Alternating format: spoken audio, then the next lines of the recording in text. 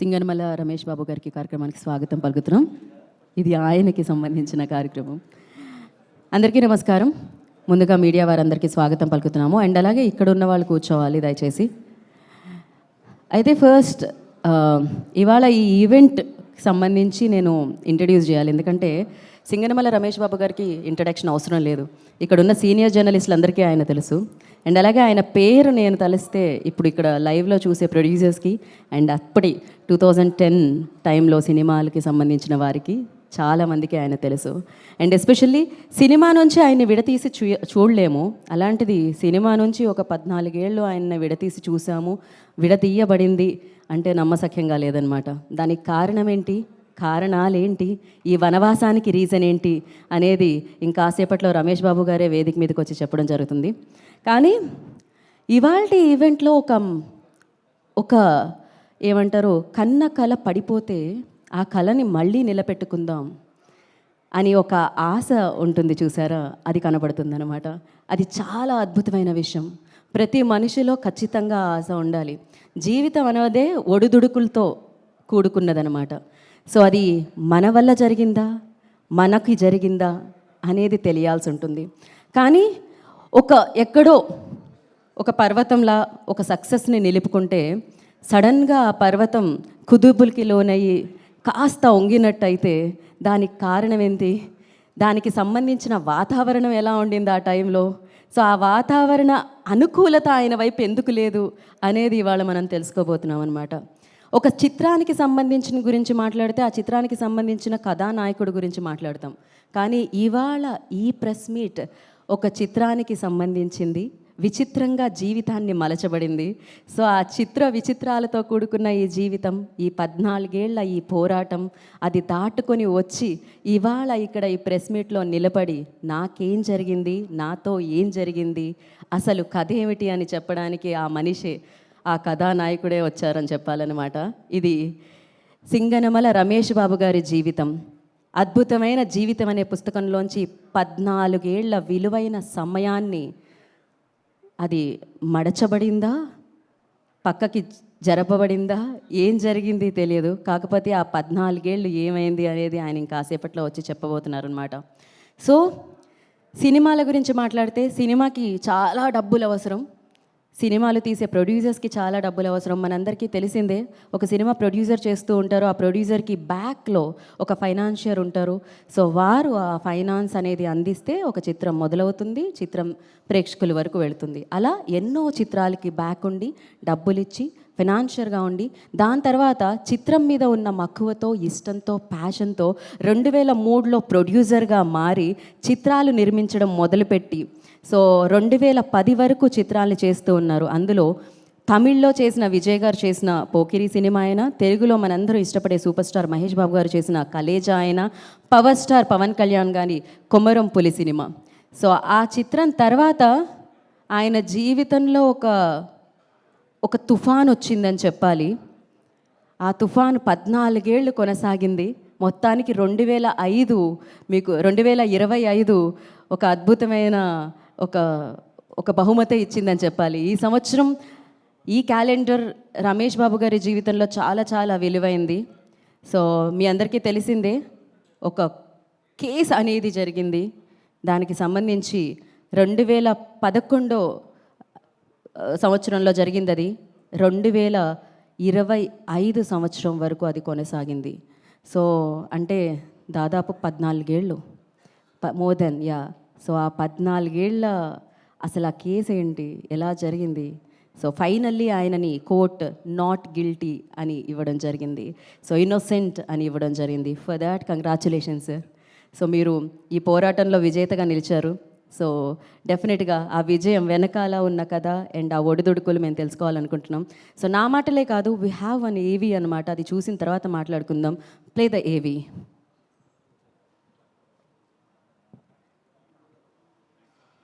దక్షిణాది సినిమా ప్రపంచంలోని ప్రముఖ నిర్మాతలందరికీ ఫైనాన్స్ అనగానే గుర్తొచ్చే మొదటి పేరు సింగనమల రమేష్ బాబు. సినిమా అంటే ఒక కళ మాత్రమే కాదు, కొంతమందికి అదొక తపస్సు. అలాంటి తపస్సులో బలమైన నమ్మకంతో అడుగుపెట్టారు సింగనమల రమేష్ బాబు. ఆ ఆసక్తి మూలం 1975 నుండి అతని తండ్రి సత్యరామ్మూర్తి దక్షిణ చలనచిత్ర పరిశ్రమలో ఫైనాన్స్ రంగంలో ఒక కీలక వ్యక్తిగా ఉండటమే. చిన్నతనము నుండి సినిమా నిర్మాణానికి అవసరమైన ఆర్థిక వ్యవహారాలు చూస్తూ పెరిగిన అతనికి సినిమా కొత్తేమి కాదు. కానీ సినిమాపై తనకున్న ఇష్టం వ్యాపార చతురతను మించే ఒక మక్కువగా మారింది. దక్షిణాదిన అగ్ర నిర్మాతలకు భారీ మొత్తాల్లో ఫైనాన్స్ అందిస్తూ పరిశ్రమలో తనదైన గుర్తింపును పొందారు. సినీ నిర్మాణం వెనుక ఉన్న ఆర్థిక అక్షయ మూలాలను అర్థం చేసుకొని అప్పటి వరకు అటు ఇటు పెట్టుబడులు పెట్టే స్థాయి నుండి కాలక్రమేణా నిర్మాణ బాధ్యతల వైపు అడుగులు వేశారు. 2003వ సంవత్సరంలో తండ్రి సత్యరామ్మూర్తి సమర్పణలో కనకరత్న మూవీస్ బ్యానర్ ను స్థాపించి 2010 వరకు తెలుగులో రాజశేఖర్ చిత్రం విలన్, తమిళంలో సత్యరాజ్ చిత్రం రామచంద్ర, శరత్ కుమార్ నంవాడు, రవితేజ వీడే, రాజశేఖర్ మా అన్నయ్య, విజయ్ పోకిరి, మహేష్ బాబు కలేజా, పవన్ కళ్యాణ్ కొమరం పులి వంటి భారీ చిత్రాలను నిర్మించి పరిశ్రమలో అభిరుచి గల నిర్మాతగా ఎదిగారు.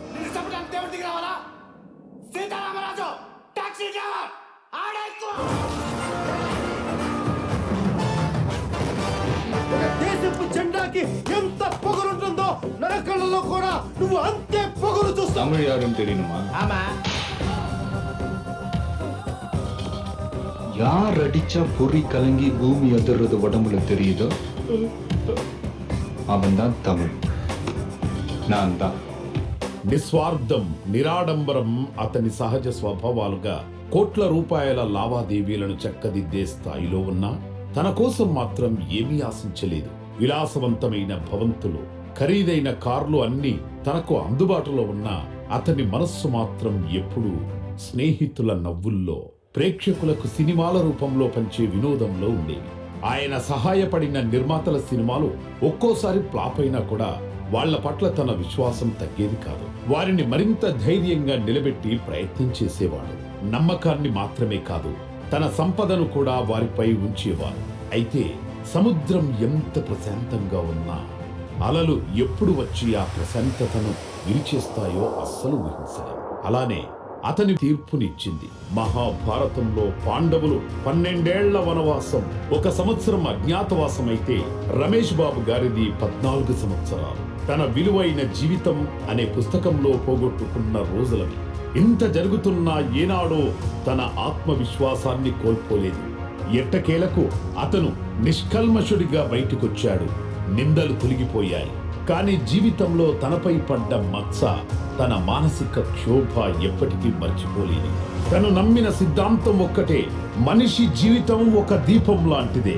అది వెలిగిస్తున్న సమయంలో గాలులు గట్టిగా వీచినప్పుడు కొన్నిసార్లు ఆ వెలుగు తడబడొచ్చు.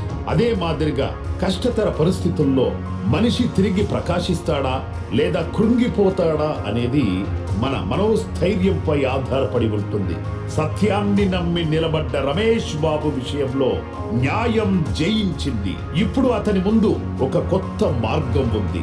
గతం ఇక వెనకబడి భవిష్యత్తు అతనికి దారి చూపబోతోంది. ఈసారి కథ అనుభవం రాస్తుంది, కానీ విజయం ఆఖరి అధ్యాయం అవుతుంది.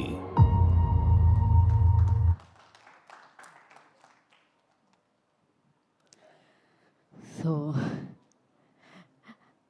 అది రమేష్ బాబు గారి ఆ 14 ఏళ్లలో జరిగిన జర్నీ అండ్ అంతకుముందు సూపర్ సక్సెస్ని ఆయన చూసిన జర్నీ అనమాట. సో కానీ ఇవాళ ఈ ప్రెస్ మీట్లో ఉన్న అద్భుతమైన విషయం ఏంటంటే, ఇంత జరిగిన తర్వాత ఒక మాట అంటూ ఉంటారు పెద్దవాళ్ళందరూ, పడ్డవాడు ఎప్పుడు చెడ్డవాడు కాదు అని చెప్పి. సో ఆయన ఇవాళ ప్రెస్ మీట్ పెట్టి నాతో ఉన్న వాళ్ళకి, నన్ను అభిమానించే వాళ్ళకి, నన్ను ప్రేమించిన వాళ్ళకి చెప్పాలనుకుంటున్నారు ఆయనతో ఏం జరిగింది అని చెప్పి. దానికి సంబంధించిన ప్రెస్ మీట్ ఇది. అఫ్కోర్స్ వారి పిల్లలు హీరోస్గా ఉన్నారు, వాళ్ళు కూడా ఫ్యూచర్లో డైరెక్టర్ అండ్ రైటర్ కాబోతున్నారు. దాని గురించి కూడా ఆయన అనౌన్స్ చేయబోతున్నారు అనమాట. సో మరి ఆలస్యం చేయకుండా ఇప్పుడు సింగనమల రమేష్ బాబు గారిని వేదిక మీద రాసుగా స్వాగతం పలుకుతున్నాము. సో అద్భుతమైన వ్యక్తి, డెఫినెట్గా ఎన్నో సినిమాలకి ఆయన డబ్బులు ఇచ్చి ఆ సినిమాల విజయంలో నిలిచిన వ్యక్తి. ఆ తర్వాత ప్రొడ్యూసర్గా మారి మంచి చిత్రాలు ప్రొడ్యూస్ చేసిన వ్యక్తి. కానీ జీవితంలో అనుకోని పరిస్థితులు వల్ల 14 ఏళ్లని కోల్పోయి ఇప్పుడు మళ్ళీ అంతే గట్టిగా, అంతే ధైర్యంతో నిలబడడానికి వచ్చిన వ్యక్తి. సో ఫస్ట్లీ కంగ్రాచులేషన్స్, ఎందుకంటే 14 ఏళ్ల తర్వాత నాకు నిజంగా ఈ ఈవెంట్ చేయాలి అన్నప్పుడు ఫస్ట్ నేను ఆయన ఫోటోని గూగుల్లో సెర్చ్ చేశాను. అప్పటి ఫోటో కనిపించింది నాకు. మళ్ళీ నేను ఇప్పుడు ఆయన్ని చూస్తున్నాను.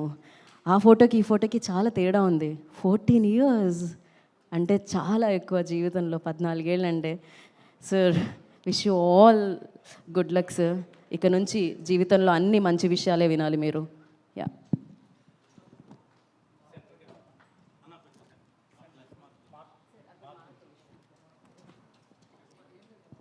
గుడ్ ఆఫ్టర్నూన్ అండి. పనిచేస్తుందా మైకు? కూర్చొని మాట్లాడతారా? వి హ్యావ్ ఎలాగో Q&A సెషన్ అండి. ఆయన మాట్లాడిన తర్వాత మనం చేరేద్దాం. గుడ్ ఆఫ్టర్నూన్ అండి. పాత్రికేయ మిత్రులు, సోదరులందరికీ నా నమస్కారాలు. గత 14 సంవత్సరాలుగా మీ అందరికీ నేను దూరంగా ఉన్నాను. ఎందుకు దూరంగా ఉన్నానది ఇందాక వీళ్ళందరం చూసాము. భగవంతుడి దయ వల్ల తప్పుడు కేసులు చట్టం ముందు నిలబడవు. తప్పు చేసుకుని తప్పించుకుని తిరగలేడు. నేను ఎటువంటి ఏ తప్పు చేయలేనందువల్ల కోర్టు వారు నిర్దోషిగా నిర్ధారించి నన్ను కేసు నుంచి అక్విటల్ చేశారు. ఇంత మించి నాకు ఎక్కువ మాట్లాడడం రాదండి. Thank you very much. Thank you sir. So మనకి Q&A సెషన్ ఉంది మీడియాతో. ఎస్, చైర్ తీసుకోండి. కానీ ఇక్కడే ఉండండి సార్, మీరు వేదిక మీదే ఉండండి. యా, మీరు వేదిక మీద ఉంటే అక్కడ నుంచి క్వశ్చన్లు అడుగుతారు వాళ్ళు. ప్రశ్న చైర్ తీసుకోండి పైకి. కాంట్రవర్సీ లేకుండా క్వశ్చన్స్ అడగండి sir. I will tell sir please. Already ఆయన కాంట్రవర్షియల్ ఈ పెయిన్ నుంచి బయటకు వచ్చారు. I will stand. లేదండి, sit. I will stand it madam. Will take little time అండి. కూర్చోండి, ప్రాబ్లం లేదు. మీరు నిల్చొని కూర్చొని నేను వెళ్తాను సార్, నేను కూడా కూర్చుంటాను. I will go. Yeah sir.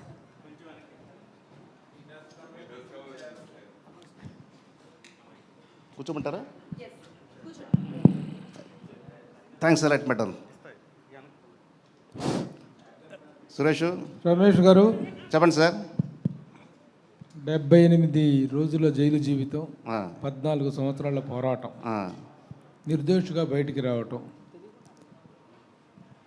ఈ పోరాటం అంతట్లో చేసి మిమ్మల్ని ఇంత ఇబ్బంది పెట్టినటువంటి వాళ్ళ మీద మీరు ఎలాంటి యాక్షన్ తీసుకోబోతున్నారు? మీరు ఎలాంటి న్యాయాన్ని కోరుకుంటున్నారు? నాకు ఎటువంటి కక్ష సాధింపు లేదండి. ఏది ఏమైనా కానీ చట్టపరంగానే పోరాడతా. చావు బతుకో చట్టపరంగానే చేస్తారు. అదే, ఈ చట్టంలో మీకు జరిగిన అన్యాయానికి మరి పోరాటం అనేది ఉండాలి కదా. ఎలా పోరాడబోతున్నారు ఇప్పుడు మరి? పోరాటం అంటే ఏదైనా త్రూ కోర్ట్ ఆఫ్ లా అండి. కోర్టు ద్వారా మళ్ళీ ప్రొసీడ్ అవుతారా మీరు? 100%. వీళ్ళ మీద జరిగిన దాని మీద పరువు నష్టం దావా వేయటం కానీ మీకు జరిగిన దాని మీద న్యాయ పోరాటం చేయటం అనేటువంటిది కంటిన్యూ అవుతుందా? ఫ్యూచర్ కాన్సిక్వెన్సెస్ ఇంకా సో ఫార్ ప్లాన్ చేయలేదు sir. I have to plan sir. Very good. సరే, నిర్మాతగా మీరు చేసినటువంటి సినిమాలు చాలా పెద్ద పెద్ద స్టార్స్తో చేశారు. అగైన్ ఒక నిర్మాతగా, ఒక ఫైనాన్సర్గా ఎలాంటి మళ్ళీ కమ్బ్యాక్ అనేటువంటిది ఉండబోతుంది? సార్, బేసిక్గా I'm a film financier. Because of my passion I turn to film producer. Financial ఉన్నప్పుడు నేను చూసిన ఎక్స్పీరియన్స్ ఒకటండి, ప్రొడ్యూసర్గా చూసే ఎక్స్పీరియన్స్ ఇంకోటండి. But both are. Cinema is a mother. Cinema is a mother. Cinema నా తల్లి లాంటిది అనుకుంటా. సో అందువల్ల డెఫినెట్గా నేను అదే ఫీల్డ్లో ఉంటానండి, ఎక్కడికి పోను. నాకు 2 పిల్లలు, 2 అబ్బాయిలు. 2 అబ్బాయిలు కూడా 2 హీరోలకు చేశారు. 2 సినిమాల్లో హిట్లు అయినాయి. హిట్లు అయిన తర్వాత వాళ్ళ ప్యాషన్ వచ్చి they want to became a writer and director. So they are writing scripts now. They are going to direct the movies sir. నేను కూడా అలాగే సినిమాలు తీస్తాను, ఫైనాన్స్ చేస్తాను సార్. పెద్ద పెద్ద హీరోలు మీ సినిమాల్లో యాక్ట్ చేశారు, చాలా పెద్ద స్టార్స్ చేశారు. ఈ కష్టకాలంలో, ఈ 14 సంవత్సరాల పోరాటంలో మీ వెనక మేము ఉన్నామని నిలబడిన వాళ్ళు ఉన్నారా? అసలు మీ మీద కేసు వేసిన వాళ్ళు ఇండస్ట్రీకి సంబంధించిన వాళ్ళ, బయట వాళ్ళ? బయట వాళ్ళు వేశారు సార్, సినిమాకి సంబంధం వాళ్ళు కాదు.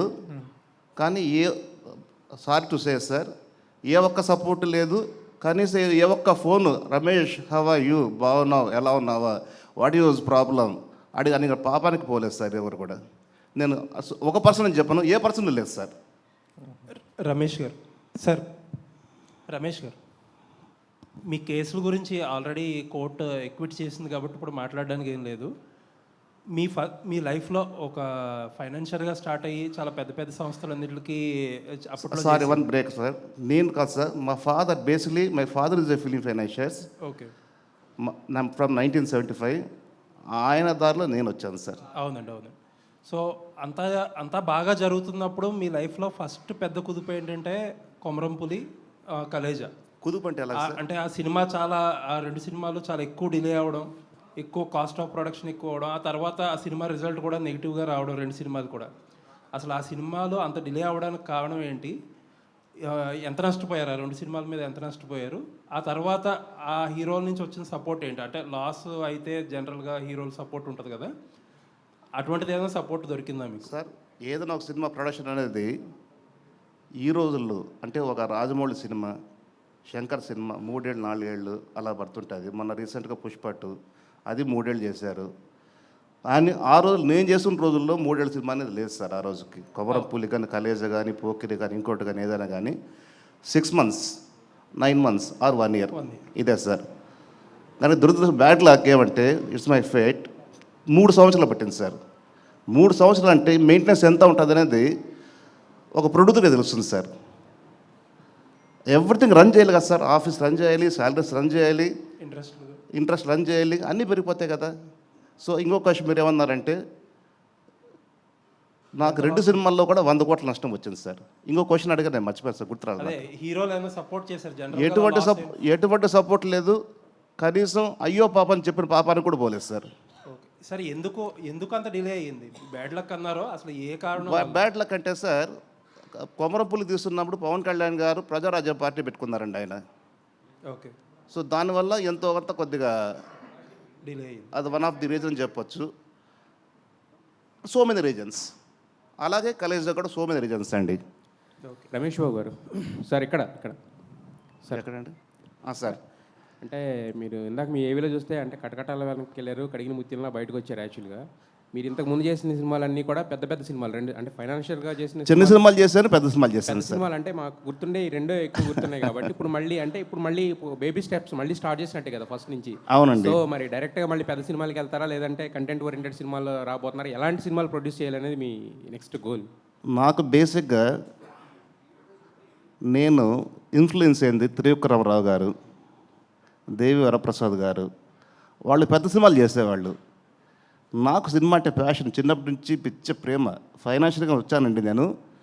అండర్ కరెంట్లో సినిమా ప్యాషన్ అని దానివల్లనే టర్న్ అయ్యాను ఈ ప్రొడ్యూసర్ చూడడం వల్ల.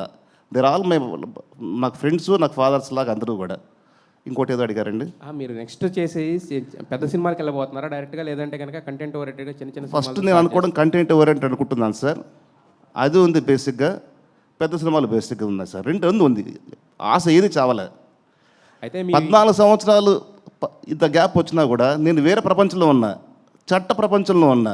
అయినా కూడా ప్రతిరోజు నిత్యం సినిమా గురించి ఆలోచించేవాడిని. ప్రతిరోజు నిత్యం సురేష్ గుర్తొచ్చేవాడు.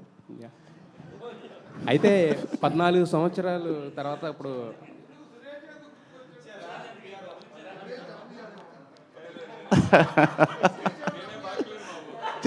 అది కాదు. నా ఫస్ట్ సినిమా చేసింది పిఆర్ఓ అతనే. తర్వాత మా అబ్బాయి హీరో యాక్ట్ చేసిన సినిమా తెలుగులో రిలీజ్ చేసింది అతనే. నాకేదైనా మంచి మాట్లాడుతూ ఉండేవాడు అతనే. ఎందుకో మరి నాకు ముందు ఇంటరాక్షన్ ఎక్కువ. నాకు అయితే ముందు నుంచి మీకు బాగా అండగా ఉంది సురేష్ గారు, అంతే కదా? అండగా అని చెప్పనండి, నాకు మంచి మిత్రుడు. మంచి మిత్రుడు. అవునండి. రమేష్ సరే, ఇప్పుడు మీరు బయటపడ్డారు, ఓకే, మాకు చాలా ఆనందంగా ఉంది సార్. రమేష్ బాబు గారు ఇప్పుడు విషయం ఏంటంటే మీ మీద అపవాదం వచ్చింది ఇన్ని 14 ఏళ్ళు, ఏదో రాముడు వనవాసం లాగా. వాళ్ళు మీకు జడ్జిమెంట్ కానీ ఇచ్చిన వాళ్ళు కానీ వాళ్ళు ఏమైనా ప్రాయశ్చిత్తంగా మీకు ఏమైనా చెప్పారా? మేము ఇలా మీ కెరీర్ నాశనం అయింది, జడ్జి కానీ లాయర్లు కానీ? అది సార్ చట్టంలో సార్ చాలామంది తెలియదు ఏమంటే పోలీసు వారికి కేసు పెట్టడం వరకే తెలుసు. డిపార్ట్మెంట్ ఏం సార్, పెట్టిన తర్వాత దాంట్లో ఏ మటుకు మెరిట్స్ ఉంటే చట్టం ముందు తప్పించుకోలేదు సార్, శిక్ష అనుభవించాల్సిందే. మెరిట్ లేదనుకోండి, సాక్ష్యాధారాలు లేవనుకోండి, కేసును కొట్టేస్తారు. బట్ మన ఇండియన్ పీనల్ కోర్టులో ఏమంటే 14 ఏళ్ళు జీవితం పోయింది. అవును. దాని కాంపెన్సేషన్ ఎవరేమి ఇవ్వలేదు సార్, చట్టం లేదు దానికి.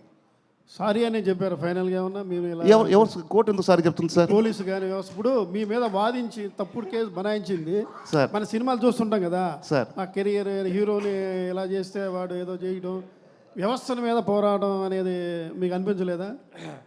ఖచ్చితంగా వ్యవస్థ సార్. సార్ ఒక్క అబద్ధపు కేసు పెట్టినందువల్ల 14 సంవత్సరాలు పోలీస్ ఇన్ఫ్రాస్ట్రక్చర్, కోర్ట్స్, జడ్జెస్ ఎంత టైం వేస్ట్ అండి. అవును, పోయింది కదా సార్.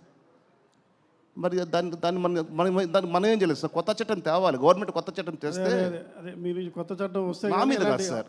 ఇలాంటి వాళ్ళు చాలా మంది ఉన్నారు, మీరే కాదు. ఆహా. ఇలాంటి వాళ్ళు చాలా మంది ఉన్నారు తప్పుడు కేసులు వేసి. అయితే వీరి వెనకాల ఏదైతే 11 కోట్లు ఏదో మీ మీద అపవాదం ఏదో పెట్టారు కదా, 14 కోట్లు మోసం చేశానండి. వాని వెనకాల నేను చెప్తాను. ఎవరన్నా ఇండస్ట్రీ పెద్దల హస్తం ఉందా, లేకపోతే పెట్టుబడిదారుల హస్తం ఉందా? చెప్తాను సార్. 14 కోట్లు మోసం చేశారని చెప్పి ఒక కేసులో అభియోగం సార్. నాకున్న స్థలాన్ని మహాబలిపురంలో 10 ఎకరాలు ఉందండి. Heart of the bit 6 track roads 3 రోడ్లు అయిపోయింది. ఆ స్థలాన్ని నేను ఒక వ్యక్తికి అమ్మినానని, ఆ వ్యక్తి నుంచి ఇంకో వ్యక్తికి అమ్మానని, ఇంకో వ్యక్తికి అమ్మానని, 25 మందికి అమ్మానని చెప్పి అభియోగం పెట్టి కేసు పెట్టారు సార్. సుదీర్ఘంగా న్యాయ విచారణ జరిగింది సార్. కోర్టు వారు నిర్దోషికి చేసి నన్ను వదిలేశారు sir.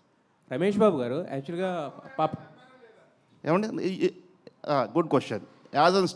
As and today properties in my name only, that I'm in the position. Yes sir, 14 సంవత్సరాలు మీరంటే న్యాయపరంగా పోరాటం చేస్తూ ఎంత ఇదిలో ఉన్నారు కదా. సో వెనకమాల టైటిల్ చూస్తే విధి వంచనికి తల వంచని ధైర్యం అని చూస్తే ఏంటంటే బేసిక్గా ఈ హీరోలకు ఉండే ట్యాగ్ లైన్ లాంటిది అది. కరెక్ట్ కదా. సో మరి ఈ 14 సంవత్సరాలు అంటే ఒక అనుకోని మీరు హ్యాపీగా వెళ్తున్న మీ లైఫ్లోకి ఒక హడ్డీలు వచ్చి ఒక ట్విస్ట్ లేగా అది 14 సంవత్సరాలు ఇదయ్యి మళ్ళీ తర్వాత నిర్దోషిగా బయటకు వచ్చారు కదా. సో మీ స్టోరీయే ఒక సినిమా కథలా ఉంది, ట్విస్టులతో కూడిన సినిమా కథ. ఒక సినిమా కాదండి, వెబ్ సిరీస్ చేస్తే ఒక దగ్గర ఒక 1000 సీరియల్స్ పెట్టచ్చు. అదే వెబ్ సిరీస్ చేస్తే. వెబ్ సిరీస్ చేస్తారా, సినిమా చేస్తారా అనేది నాకు కాదండి. ఇప్పుడు మీరంటే నా మీద ప్రేమతో ఇక్కడికి వచ్చారు, వింటున్నారు. ఈ సోది పబ్లిక్ వింత కదా సార్. సార్ మీరు మీ నాన్నగారు చాలా సీనియర్ మోస్ట్ ఫైనాన్షియర్, ప్లస్ మీరు కూడా ఫైనాన్స్ రంగంలో ఉన్నారు, ఇప్పుడు నిర్మాత కూడా ఉన్నారు. అవునండి. ఫైనాన్స్ బిజినెస్ ఎంతవరకు లాభదాయకం, కానీ అది ఏ ఉద్దేశంతో మీరు కంటిన్యూ చేస్తున్నారు? సార్, ఫైనాన్స్ బిజినెస్ అనేది పాత రోజుల్లో మేము సంపాదించింది పైకి వచ్చింది కూడా ఫైనాన్స్ వల్లనే సార్. నిజం చెప్పాలంటే ఇండస్ట్రీలో వచ్చిన సోకాల్డ్ పీపుల్ ఎవరైనా సరే, ఏ ట్రేడ్ అయినా సరే, 100 కోట్లతో లక్షలతో వచ్చిన వాళ్ళు ఎవరు డబ్బు సంపాదించలేరు, పోగొట్టుకొని వెళ్ళారు. వచ్చిన ఇవాళ గొప్ప వాళ్ళు ఎవరైనా సరే, మీరు కావచ్చు, ఇంకోరు కావచ్చు, ఎవరైనా కావచ్చు, ఇక్కడికి వచ్చి సంపాదించుకున్న వాళ్ళే. సినిమా తల్లి, సినిమా మదర్ పెంచి పోషించిందండి. ఎవరినైనా పేరు వీళ్ళు వాళ్ళని చెప్పండి సార్. ఎవ్రీబడి ఇంక్లూడింగ్ మీ. సార్, ఇదివరకు ఫైనాన్స్ వ్యాపారానికి ప్రజెంట్ ఫైనాన్స్ వ్యాపారానికి ఎలాంటి చేంజెస్ వచ్చినాయి? ఇప్పుడు ఫైనాన్స్ చేయడం అనేది ఎలా ఉంది? సార్, ఒకప్పుడు నేను చేసి 2010 ఆ రోజుల్లో అంటే 14 ఏళ్ళు అయిపోయింది కదండి. అప్పటికి ఓ విధంగా చెప్పాలంటే ఇంత ఎక్స్పీరియన్స్ ఉంటున్న నాకే సినిమా మేకింగ్ గ్యాంబ్లింగ్ లాగా అనిపించింది. It's purely gambling. ఆ గ్యాంబ్లింగ్ వల్లనే కదా సార్ 100 కోట్లు పోయింది 2 సినిమాల్లో. ఏమండి, ఇంకేదో అడిగారు. ఇప్పుడు ప్రజెంట్ బాగుందని వింటున్నాను నేను. ప్రజెంట్ బాగుంది, ప్రొడ్యూసర్కి 10 రూపాయలు మిగులుతుందని చెప్పారని అంటున్నారు బయట.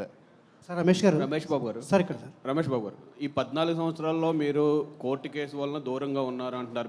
మీరు బాగా నమ్మిన మీ సినిమాని దూరంగా. సో ఇప్పుడు నేర్చుకున్న గుణపాఠం ఏంటి? రేపు ఎలాంటి భవిష్యత్తులో ఎలాంటి స్టెప్స్ తీసుకోబోతున్నారు?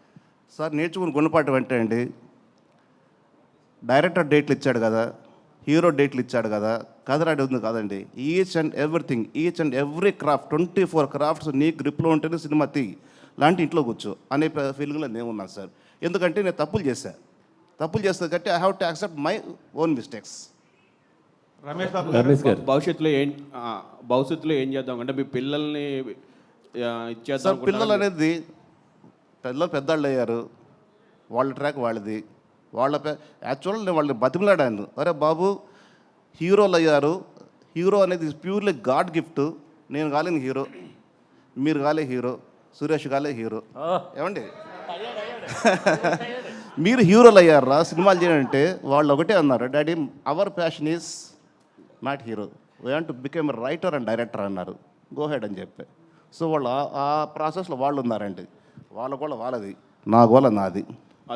రమేష్ గారు, కలేజా సినిమాకి సి కళ్యాణ్ గారు వన్ ఆఫ్ ది పార్ట్నర్ కాదండి, మధ్యలో అయినా ఇంటర్ఫియర్ అయ్యి నేను పూర్తి చేస్తాను సినిమా అని చెప్పని మధ్యలో ఇంటర్ఫియర్ అయిన సినిమాను పూర్తి చేశారు నా డబ్బుతో తప్పిస్తే ఆయనకు ఎటువంటి సంబంధము లేదండి. మీ కష్టాల్లో ఉన్నప్పుడు ఆయన సపోర్ట్ ఏమైనా ఉందండి? కష్టాల్లో ఉన్నప్పుడు నాకు ఒక భగవంతుడి సపోర్ట్ ఉన్నాడు సార్. సార్ రమేష్ గారు 14 ఏళ్ల తర్వాత ఎక్స్క్యూజ్ మీ రమేష్ గారు సార్ రమేష్ గారు మరొక క్వశ్చన్ అండి. మీరు అప్పటికే పెద్ద ఫైనాన్షియర్ కదా, మీరు జైలుకి వెళ్ళేటప్పటికి మీకు చాలామంది డబ్బులు ఇవ్వాల్సి వచ్చు, ప్రొడ్యూసర్లు ఉంటారు, వాళ్ళందరూ ఇచ్చారా ఎగ్గొట్టేశారా? నేను ఎక్కడ కాంట్రవర్సీ క్వశ్చన్స్ వద్దన్నా కదండి. కాదు సార్, అప్పటికి అంటే ఈయన వెళ్ళాడు కదా ఇంకా అడగడలే అని చెప్పి చాలామంది అలా కొన్ని జరిగినాయి సార్. వాళ్ళ పేర్లు ఏం చెప్పొద్దు కానండి, ఉన్నది సార్. సార్ రమేష్ గారు ఇక్కడ సార్. సార్ ఎదురు సార్ ఆపోజిట్ ఎక్కడ కనపట్లేదండి సార్. సార్ మీరు ఇంతకుముందు సినిమా అంటే ఒక గ్యామ్లింగ్ అని మీరే చెప్పారు. సేమ్ టైం 14 ఏళ్ల నుంచి మీరు జైల్లో ఉన్నప్పుడు కానీ మీరు ఇండస్ట్రీ దూరంగా ఉన్నప్పుడు ఎవ్వరు ఒక కాల్ కూడా చేయలేదని చెప్పారు మీరు. అలాంటి ఇండస్ట్రీలోనే మళ్ళీ కొనసాగాలనుకుంటున్నారు ఎందుకు? అదే ఇందాక మీరు సినిమాలు ఎటువంటి సినిమాలు చేయబోతున్నా అన్నారు. కథనే హీరో అండి, కథనే నమ్ముకొని సినిమాలు చేస్తాను, కథనే నా హీరో సార్. ఇది సార్ అంటే సినిమా ఇండస్ట్రీ నుంచి మీకు ఎలాంటి సపోర్ట్ లేదన్నారు కదా. సో సినిమా అంటే సపోర్ట్ ఆ మాట అనట్లేదండి. ఎవరో కాల్ చేయలేదన్నారు కదా కనీసం. ఎవరు మీకు సపోర్ట్ చేయలేదా? ఎవరు మీకు ఫోన్ చేయాలి? నాకు ఎవరు సపోర్ట్ చేయలేదు, ఎవరు కాల్ చేయలేదా? సినిమా ఇండస్ట్రీ అనలా, sorry. Cinema is the mother sir. Cinema industry comment చేయకూడదు. I not accept that. Cinema అనేది ప్యూర్లీ మదర్. తల్లి మనకు అన్నం పెడతా సార్ 3 పూట్ల, అలాగా సినిమా ఇండస్ట్రీ. సార్ ఇమ్మీడియట్గా ఏమైనా ప్రాజెక్ట్ అనౌన్స్ చేయబోతున్నారా? Chances are there sir. ఏమైనా చర్చలు జరుగుతున్నాయా? ఫైనల్ జరుగుతున్నాయి సార్. Okay sir, all the best. Thank you very much అండి. సార్ మీరు సినిమాలు నిర్మాణం చేసిన టైంలో అంటే కొంతమంది సినిమాకి సంబంధం లేని వాళ్ళు అంటే కొన్ని అసాంఘికపరమైన కార్యక్రమాలు కూడా అంటే ఆ టైంలో జరిగాయి సార్. అంటే మీ సినిమా రిలీజ్ టైము ఇన్వాల్వ్ అవ్వడం వల్ల అంటే వాళ్ళ అంటే తెలుసో తెలియక వాళ్ళ పరంగా ఏమన్నా మీ కేసులో? సార్ వాస్తవంగా ఏదో ఒక చోట ఏదో ఒక ఇన్సిడెంట్ జరిగితే ఆ ఇన్సిడెంట్ తీసుకొచ్చి ఈ తప్పుడు కేసులో దాన్ని బనాయించి అదిగో పులి ఇదిగో భూతం అని చూపించి కేసు పెట్టారు. అందువల్లనే సెన్సేషనల్ అయింది, అందువల్లనే 14 ఏళ్ళు కోర్టు విచారణ జరిగింది, అందువల్లనే 75 రోజులు జైల్లో కూర్చున్నాను. తీరా చూస్తే ఏమీ లేదండి సార్, అక్కడ నథింగ్ ఇస్ దేర్ సార్. ఇది ఆ రోజు అనుకున్నారు రమేష్ బాబుకి తిరిగి రాడు, మొత్తం జైలు జీవితం అన్నారు. ఇవాళ మీ అందరి ముందు కూర్చున్నా కదా సార్. అంటే కాకతాళీయంగా జరిగిందో లేకపోతే అది ఎలా తెలియదు సార్. సేమ్ మీరెలా అయితే బయటకు వచ్చారో అంటే ఆ కేసులో ఉన్న పర్సన్ కూడా రీసెంట్గా బయటకు వచ్చి ఆయన కూడా సంబంధం లేదు సార్. అదే చెప్తున్నా కదా సార్, ఎక్కడో భూతము దయ్యము పిశాచి అంటే దాన్ని తీసుకొచ్చి దానికి ఇది లింక్ పెట్టి ఉన్నది లేనిది ఉన్నది చేసి పెద్ద చేస్తారు సార్. అంటే సార్ అప్పట్లో ఒక వార్త ఎక్కువ వైరల్ అయిపోయింది, ఓపెన్ అడగండి సార్. మీకు మధ్యల చెరువు సూర్య గారికి భాను గారికి సంబంధాలు ఉన్నాయి, అందుకే సింగమల రమేష్ని అరెస్ట్ చేశారని చెప్పి అప్పట్లో ఓ టాక్ అయితే నడిచింది వాళ్ళు. సార్ మద్దల సూరి సొంత ఊరు, నా ఊరు ఒకటే ఊరు. మద్దల సూరి వాళ్ళ నాన్నగారు మా నాన్నగారు క్లాస్మేట్స్, ఒకటే ఊరు, వాళ్ళ పరిచయం లేకుండా ఎలా ఉంటుంది సార్? అదే అది క్లారిటీ కోసం అంటే ఈ కేసు దానివల్ల అది చాలామంది పరిచయం ఉంటారు. మా సొంత ఊరు వాడు సార్. ఇప్పుడు ఎలా చెప్పాలి, 13 ఏళ్ళ కింద 15 ఏళ్ళ కింద సురేష్ నాకు సహాయం చేశాడు. ఈరోజు సురేష్ పెట్టి నేను చెప్పుకుంటా, చూసారా సురేష్ వదలట్లేదు నేను. ఏమండి అది సురేష్ని అడగ. సురేష్ పరిచయమా? సూరి నాకు అసలు పరిచయం లేదు. నాకు మీకు తప్ప ఎవరో తెలియదు నాకు ఇప్పుడు. సరే, మనకి ఒక జన్మ దేవుడు ఎలాగ పుట్టిస్తాడో దేవుడికి తెలుసు. ప్లస్ ఇదంతా ఒకటి రాసి పెట్టుంటే ఎలా రాసి పెట్టుంటే అలా జరుగుతుంది అనుకుంటాం కదా. ఒక్క నిమిషం సురేష్ బాబు, ఏది జరగాల అది జరిగి తీరుద్ది. నువ్వు తల కింద తపస్సు చేసిన ఆగదు, నీకు ఇది జరగాల జరుగుతుంది. We have to face. ఆ ఫేస్ చేసేదే 14 ఏళ్ళు నేను ఫేస్ చేసింది. అదే అలా జరిగింది కాబట్టి సరే మీరు అలా వెళ్ళొచ్చారు. ఎందుకు మళ్ళీ దాన్ని పాత గతాన్ని మీరు ఇప్పుడు తవ్వుకోవాల్సిన అవసరం ఎందుకు వచ్చింది? ఇప్పుడు ప్రెస్ మీట్ పెట్టాల్సి వచ్చిందంటే అలాగంటారా? జరిగిపోయింది. So, good question very good question Suresh గారు. 14 సంవత్సరాలకు ఉన్నది లేనిది ఉన్నదని చెప్పని సినిమా ఇండస్ట్రీలో తీవ్ర చర్చ, ఏదేదో అనుకున్నారు, అది ఏది కాదు, అంత హంబక్ అని చెప్పుకోవడం కోసం ఈ ప్రెస్ మీట్ బాబు. ఓకే సరే, ఇదివరకు ఫైనాన్సర్స్ అంటే నిర్మాతలు నిజంగా పెట్టుబడి అవసరంలా. ముందు 4-5 సినిమాలు తీస్తే కొబ్బరిగా కొడితే చాలు, ఫైనాన్సర్సే క్యూ కట్టేవారు. నాన్నగారి దగ్గర నుంచి జరిగింది. నాన్నగారు కూడా అలా సెలెక్ట్ చేసుకున్నారు, ఈ సినిమాకి మనం నెక్స్ట్ ఇస్తాం, ఈ సినిమాకి ₹2 ఇస్తాం, ఈ సినిమాకి ₹2 ఇస్తాం, అలా ఫైనాన్సర్ డిసైడ్ చేశారు. అట్లా ఉండేది. ఇప్పుడు మొత్తం మారిపోయింది. ఎలా ఏం మారిందంటారు? ఇప్పుడు చాలా వరకు ఇప్పుడు ఫైనాన్సర్స్ ఇవ్వాలంటే ఇదివరకు ఓన్లీ మాట మీద ఇచ్చేవారు, తర్వాత నోటుగా వచ్చింది, తర్వాత సినిమాగా వచ్చింది. ఇప్పుడు ఫైనాన్స్ ఇవ్వాలంటే మాట లేదు, నోటు లేదు, సినిమా లేదు. నీకు ల్యాండ్ ఏదైనా ఉంటే లేదా కొలాటరల్ ఉంటే అవి పెట్టుకునే మాత్రం ఇస్తా, సినిమాని నమ్మి ఎవరు ఫైనాన్స్ చేయట్లా. లేదు, చాలా తక్కువ మంది. అంటే ఇప్పుడు జరుగుతుంది అంటే పెద్ద సినిమాల వరకు ఓకే, పెద్ద స్టార్స్ వరకు, మిగతా సినిమాల వరకు ఏది అసలు అవకాశం లేదు. ఇదివరకు చిన్న సినిమాకు కూడా నిర్మాత మీద నమ్మకంతో మాట మీదో నోటు మీదో సినిమా మీద ఇచ్చేవారు. ఇప్పుడు అంత మారిపోయింది కదా. ఈ సిచ్యువేషన్లో మళ్ళీ ఫైనాన్స్ మారిన మాట వాస్తవం సురేష్ బాబు గారు. నేను సురేష్ వర్మ, మీరు డైరెక్టర్ పేరు తెలుసు, నాకు మంచి మిత్రుడు. శంభు అని సినిమా తీశాడు. ఆ రోజుల్లో 25 lakhs ఇచ్చాను నేను, నాకు అనా పైసా కట్టలే.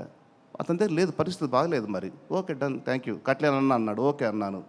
ఈరోజు మీరు అన్నట్టు పెద్ద సినిమాలకి నోటి మాట చాలు, పత్రం కూడా అవసరం లే, డబ్బులు ఇచ్చేస్తారు. ఇక పెద్ద సినిమాలు అంటే వాళ్ళకేంటి, గ్యారంటీగా సినిమా రిలీజ్ అవుతుంది, ఆ రిలీజ్కి డబ్బులు ఖచ్చితంగా వస్తాయి అనే ధైర్యంతో చేస్తారు. అది పెద్ద సినిమా. ఇంకా చిన్న సినిమాలు అనుకోండి, రిలీజ్ అవ్వకపోతే ఆ డబ్బు పోద్ది కదా, ఫైనాన్షియల్ డబ్బు. అంటే నేను అలా చేయలేదండి. అందుకు నాకు ఆ ప్రాపర్టీ ఇస్తారు, ఏ ప్రాపర్టీ ఇస్తారు అడుగుతున్నారేమో నేను అనుకుంటున్నాను. మీరు అడిగిన ప్రశ్నకు సమాధానం అది. నేను ఎప్పుడు అలా చేయలేదు సార్. అదే ఇదివరకు మీరు ఫైనాన్స్ చేసినప్పుడు కానీ నాన్నగారు ఫైనాన్స్ అప్పుడు వేరు ఇప్పుడు వేరు. ఇప్పుడు ఏంటంటే 100 కోట్లు. ఇప్పుడు ఇదివరకు అయితే ఇప్పుడు మీరు సపోజ్ అప్పుడంటే నాకు తెలిసి ఒక పవన్ కళ్యాణ్ సినిమా అంటే 10 కోట్లు. అవును, ఇది 2010 నేను చేసినంత వరకు కూడా. మహేష్ బాబు అంటే 10-12 కోట్లు. ఇవాళ 200 కోట్లు 300 కోట్లు ఫైనాన్స్, సంబంధం లేకుండా పోయిందండి. కానీ ఇది ఈరోజు కూడా చెప్తానండి, ఇట్స్ ప్యూర్లీ గ్యాంబ్లింగ్. ఏదైనా ఏ బిజినెస్ అయినా గ్యాంబ్లింగే కదా. ఇది గ్యాంబ్లింగ్ అండి. గ్యాంబ్లింగ్ ఇది రెండో ఒకటి.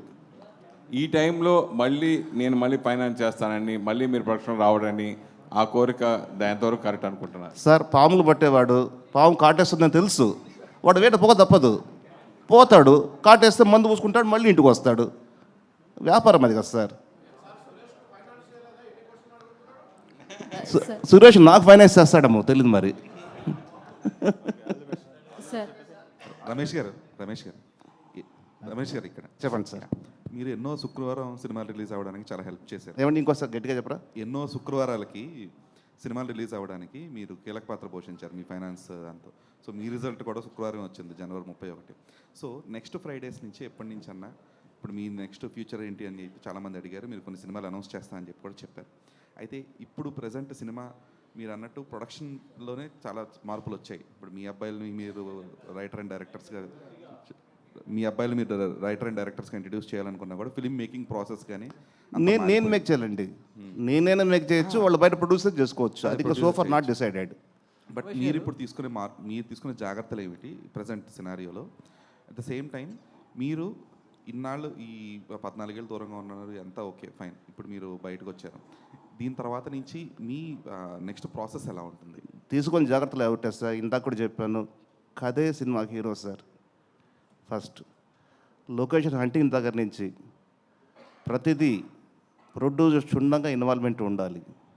నాకు తెలిసి ఇవాళ ప్రొడ్యూసర్లు లేదు, నేను కూడా లేదు, ఉన్నవాళ్ళు కూడా అంతగా లేరు అనుకుంటున్నా. ప్రొడ్యూసర్ అన్న పాత రోజుల్లో ఓల్డెన్ డేస్లో I think 35-40 years before morning 6 o'clock మొత్తం యూనిట్ వస్తే అతను చైర్లో కూర్చునేవాడు. అలా ఉండి చేయగలిగితే సినిమా చేయాలి సార్. నేను అలాగే చేస్తా, భవిష్యత్తులో చేస్తాను, లేకపోతే సినిమాలు నేను చేయను సార్. ఎందుకంటే దెబ్బతిన్న ప్రాణం సార్. కొత్త దెబ్బలు తినే ఓపిక నాకు లేదు సార్. రమేష్ గారు ఇక్కడ రమేష్ గారు సార్, రమేష్ గారు, అంటే మీరు కష్టాల్లో ఉన్నప్పుడు ఇండస్ట్రీ నుంచి ఒక ఫోన్ కాల్ లేదు, ఒక భరోసా లేదన్నారు. సో ఇప్పుడు మళ్ళీ కంబ్యాక్ వచ్చారు. మరి ఇండస్ట్రీ నుంచి ఎట్లాంటి భరోసా ఇండస్ట్రీ నుంచి అనలేదు సార్, నేను ఇండస్ట్రీ నుంచి అనలేదు. మీకు తెలిసిన వాళ్ళు మీకు పరిచయం ఉన్న వాళ్ళ నుంచి అని అడిగారు. కాల్ రాలేదని రాలేదు, పరిచయం ఎవరు ఫోన్ చేయలేదు నాకు. ఇండస్ట్రీ నుంచి అనలేదు. ఇండస్ట్రీ కామెంటే చేయండి సార్. ఎన్నిసార్లు అన్నా కూడా నేను ఒకటి చెప్తాను, ఇండస్ట్రీ ఇస్ మై మదర్, తల్లి లాంటిది. ఇండస్ట్రీని కామెంటే చేయకూడదు. ఇంతమందిని పోషిస్తుంది కదా సార్. మళ్ళీ అలాంటి మా మదర్ నిన్ను అక్కడే చేర్చుకుంటుంది అనుకుంటారు. ఎందుకంటే కష్టాల్లో ఉన్నప్పుడు ఎన్నో ఆటుపోట్లు అధిగమించారు. ఇప్పుడు ఎంతో కొంత మళ్ళీ ఆర్థికంగా నిలదొక్కుకోవడానికి మళ్ళీ వచ్చారు. మరి ఎట్లాంటి ప్రోత్సాహం మీకు లభిస్తుంది అనేది మీ ఆశాభావం? 200% తల్లి సార్. తల్లి ఖచ్చితంగా దగ్గర తీసుకుంటుంది సార్. తల్లి కాదని చెప్పేదని చెప్పండి. మదర్ తల్లి ప్రేమ చెప్పండి సార్. రమేష్ గారు, అమ్మా. హాయ్, దిస్ ఇస్ రాణి అండి. అమ్మా. సార్, 14 సంవత్సరాలు అంటే నాట్ అన్ ఈజీ థింగ్. అమ్మా. ఒక జీవితకాలమే కోల్పోయినట్లు. కానీ మీరు ఈ 14 సంవత్సరాల్లో చాలా చూసుంటారు. బయట నుంచి ఎన్ని వస్తున్నా కానీ అవి తట్టుకోవాలి. వాటిని తట్టుకుంటూనే ఫ్యామిలీని కూడా మేనేజ్ చేస్తూ వాళ్ళకి ధైర్యం ఇస్తూ ఉండాలి. సో మీరు ఈ సిచ్యువేషన్స్ని ఎలా తట్టుకోగలిగారు? సో వాళ్ళకి ఎలా ధైర్యం చెప్పగలిగారు? కేవలం భగవంతుడిని భారం వేయడం, మనోధైర్యంగా ఉండడమేనమ్మా, వేరేం లేదు. ప్రతిదీ కూడా ఆచితూచి ఆలోచించి పనిచేయాలి. ఒళ్ళు దగ్గర పెట్టుకొని పనిచేయాలి. అదమ్మా. సార్, రమేష్ గారు ఇక్కడ సార్. సార్, ఇప్పుడు మీరేంటి అని అంటే మీ జీవితం అనేది ఒక పుస్తకం సార్.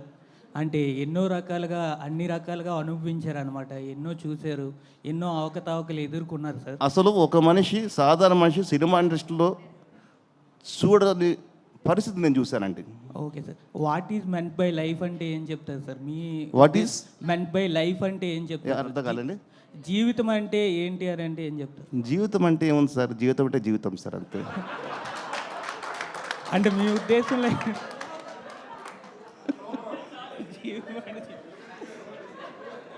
ఓకే రమేష్ గారు సార్, లాస్ట్ క్వశ్చన్. నా పేరు రాజా సార్, ఐడ్రీమ్ నుంచి. సార్, మీ జీవితంలో జరిగింది ఏదో జరిగిపోయింది, చాలా కష్టపడి మీరు బయటకు వచ్చేసారు. సో దాని గురించి కామెంట్ చేయట్లేదు. ఇండస్ట్రీకి ఇప్పుడు మీరు ఇచ్చే కాల్ ఏంటి? అంటే మేకర్స్కి కానీ, డైరెక్టర్లకు కానీ, హీరోలకు కానీ ఎలాంటి ఒక క్లియర్ కాల్ ఇవ్వబోతున్నారు? నేను సిద్ధంగా ఉన్నాను, ఈ ప్రాజెక్టుకి నేను సిద్ధంగా ఉన్నాను, నన్ను అప్రోచ్ అవ్వండి, ఎలాంటి ఒక క్లియర్ కాల్ మీరు ఇవ్వబోతున్నారు? నేనంటే చెప్పేది ఓన్లీ ఫర్ డైరెక్టర్స్ చెప్పేది ఏమిటి సార్, అది నువ్వు సొంత సినిమా తీసినా, బయట ప్రొడ్యూసర్ సినిమా తీసినా కానీ ప్రతి రూపాయి 100 రూపాయలు అనుకొని చెప్పి కష్టపడి ఆలోచించి సినిమా డైరెక్ట్ చేయగలిగితే సినిమాకు కాస్ట్ 50% తగ్గుతుంది సార్. అది నా ఎక్స్పీరియన్స్ సార్. మిమ్మల్ని అప్రోచ్ అయ్యే మేకర్స్కి, అంటే మిమ్మల్ని ఎవరైనా మేకర్స్ అప్రోచ్ అవ్వాలంటే మీరు ఎలా రెడీగా ఉన్నాను, నేను ఈ ప్రాజెక్టులకు రెడీగా ఉన్నాను అని ఏం చెప్తారో అంటున్నాను. కదా సార్, ఫస్ట్ మంచి కథ ఉంటే మిమ్మల్ని అప్రోచ్ అవ్వచ్చు. అంతే sir. Sir, Ramesh, next projects ఏమన్నా ఇప్పటికి ఫైనల్ అయి ఉన్నాయి సార్? సోఫర్ మా పిల్లలు నాలుగు రెడీ అయినాయి సార్. బయట కూడా వింటున్నాను. ఓకే.